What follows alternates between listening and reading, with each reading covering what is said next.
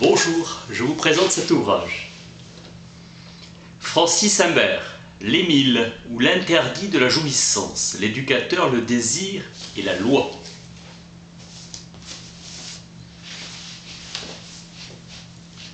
Rousseau opère un repli sur la sphère domestique. Les institutions mises en place sont un mouvement d'éducation nationale. Rousseau choisit contre l'éducation publique. Nouvelle perspective partagée par Montesquieu, Duclos, Turgot, l'abbé de Saint-Pierre et les encyclopédistes. Avec Montesquieu, la vertu n'est point le principe du gouvernement monarchique, mais de la seule démocratie.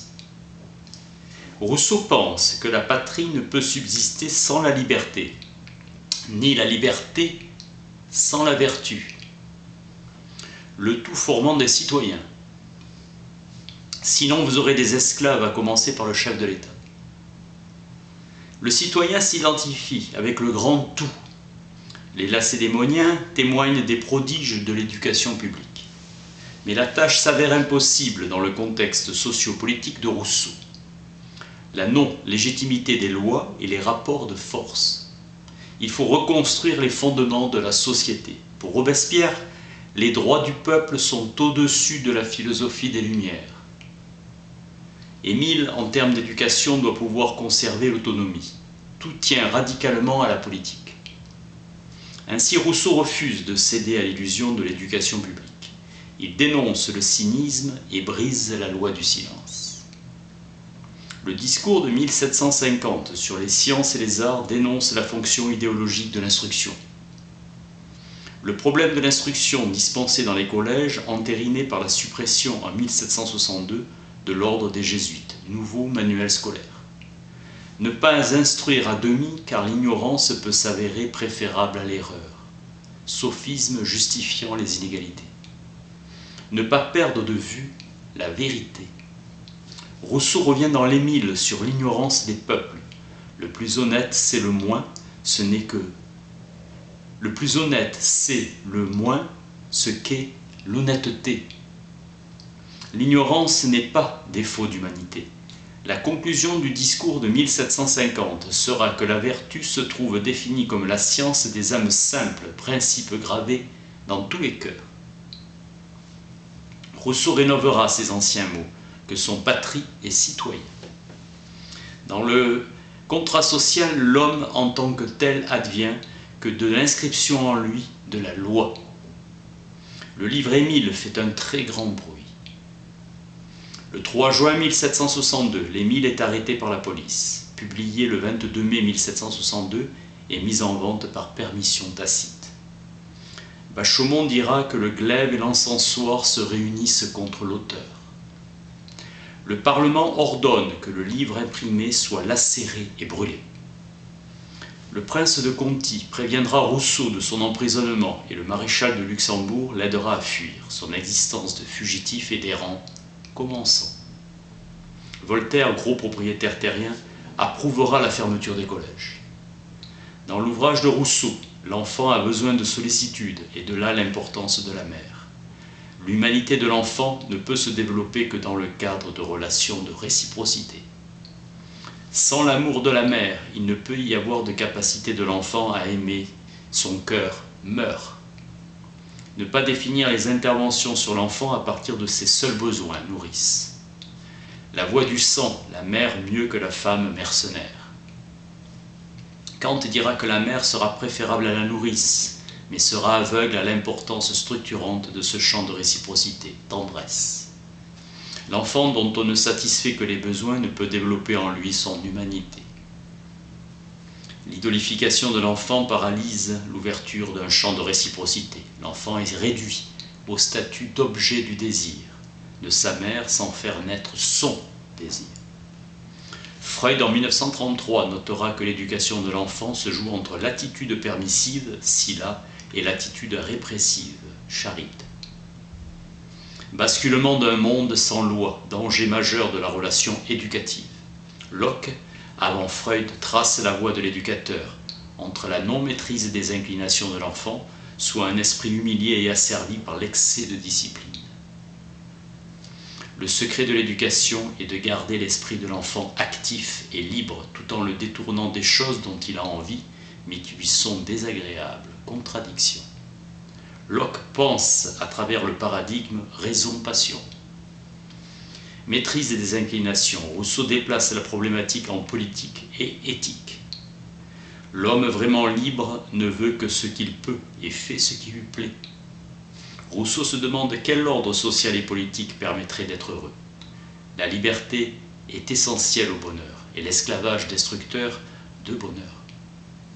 Pour John Hall, l'homme est né libre et partout il est dans les fers. Au-delà de la vie, c'est de désir qu'il est question. La loi fondatrice du désir. Articulation des enfants élevés à la campagne, opposant l'inarticulation des enfants de la ville, interposition du tiers. Le souci éducatif de l'enfant dans les villes rend leur parler sourd, confus et timide. La relation originaire est bien une relation de parole, réciprocité. Le désir s'étouffe avec la nourrice, bégaye. Dialogue de l'enfant avec sa mère. Les enfants des villes sont toujours entourés et subissent une pression pédagogique. Ils sont poussés à parler, mais il y a erreur à croire que les enfants parlent la même langue que les adultes. Saint-Preux rapportait déjà dans la Nouvelle Héloïse à l'idole que représente l'enfant, ayant autour de lui un cercle de gens censés l'écouter. Cette attention relève d'une violence radicale, car il y a refoulement de toute prise en compte de la différence. Rousseau ne contribue pas à l'idolification de l'enfant. On exige de l'enfant un savoir qui lui échappe. Avec Lacan, Rousseau démonte le processus de mystification d'exigence visant en fait son assujettissement. Il en résulte que l'enfant est mis en situation de ne jamais faire l'apprentissage de l'engagement. Cette domination le prive de tout pouvoir. Et émerveillement devant une parole enfantine, puis prise au mot, livre l'enfant pieds et poings liés. L'enfant ne saurait se définir à partir du simple besoin. Son désir, sa fantaisie débordent le besoin. Se borner à l'utile, réel. La demande d'amour est bien présente.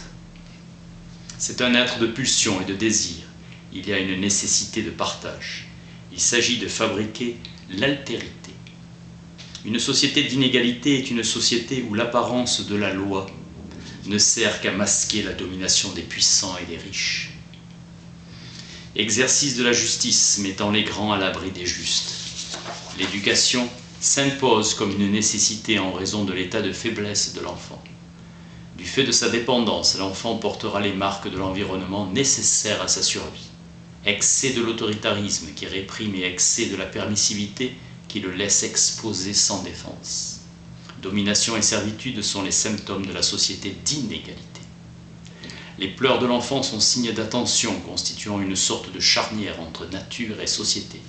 Caprice du pouvoir arbitraire si l'on cède à ses pleurs. Libérons-les par une éducation flexible. De maître, esclave, domination, obéissance, réduisons à néant les occasions de voir se développer la confrontation sans issue. Le commandement sera prescrit. Glissement du registre de la loi vers celui de la règle.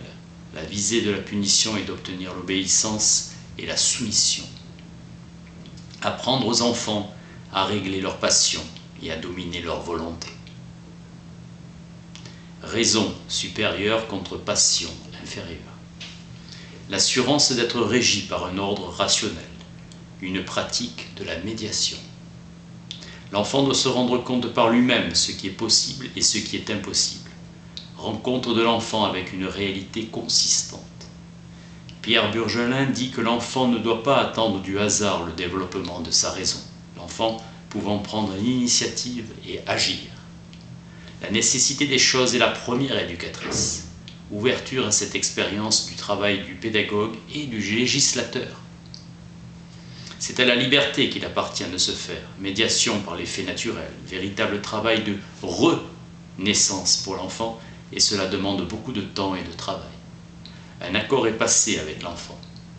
Serment sacré et inviolable. Adaptation à ce contrat. Relation enseignante centrée dans le cadre d'intervention indirecte. Cet ouvert vise la pédagogie. L'échange s'inscrit dans une relation de réciprocité dans laquelle il se trouve engagé.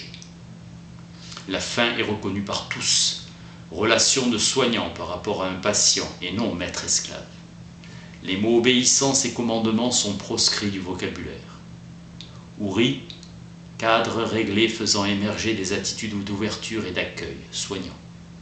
Éducateurs, politiques, thérapeutes font, sinon de l'endoctrinement.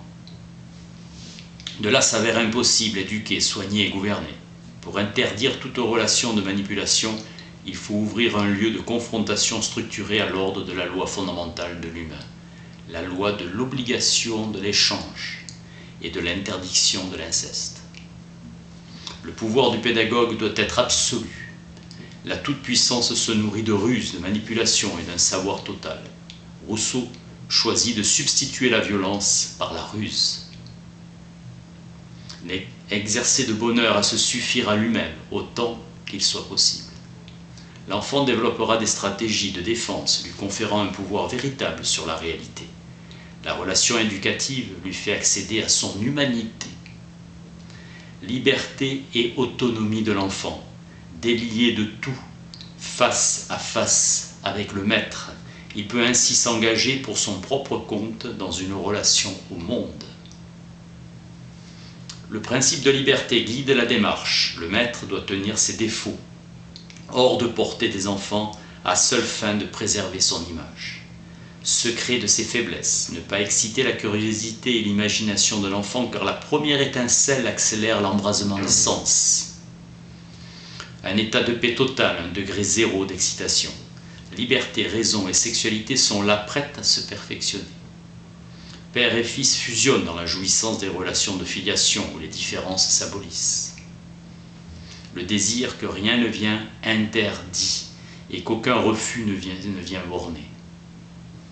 L'éducation n'a de cesse que de viser à satisfaire l'enfant et à ne jamais le frustrer. Une relation de partage, la pitié constitue le moment privilégié de la rencontre. Une éducation disant oui au désir de l'enfant, constituant le moteur de l'apprentissage. Intervention indirecte de l'éducateur. Naissance du désir d'apprendre à lire et à courir. Rousseau semble vouloir priver son élève du goût de la lecture trop précoce, choc de la passion. L'enfant doit se convaincre qu'il est utile de savoir lire. L'intérêt présent, voilà le grand mobile, le seul qui mène sûrement et loin. L'enfant doit venir à l'usage de son corps et qu'il trouve moyen d'exercer son jugement. Les promenades doivent s'allonger, exercer l'enfant. Repérer son désir de vivre, son corps, le maître est interpellé au niveau de son pouvoir symbolique et de sa capacité à dire non, à refuser. La pédagogie de Rousseau est conçue pour le temps des crises. C'est une critique de la société bourgeoise en ascension et de son inégalité sociale. Le principe de réalité se comprend par rapport à l'ouverture au monde.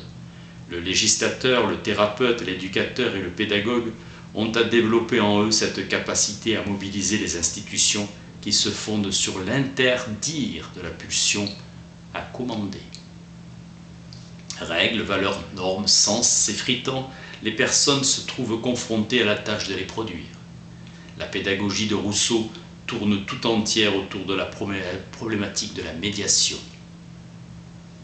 L'autonomie à promouvoir dans l'école serait celle qui mobiliserait tous ceux que la main invisible du marché et la sélection des meilleurs rejette comme déchets.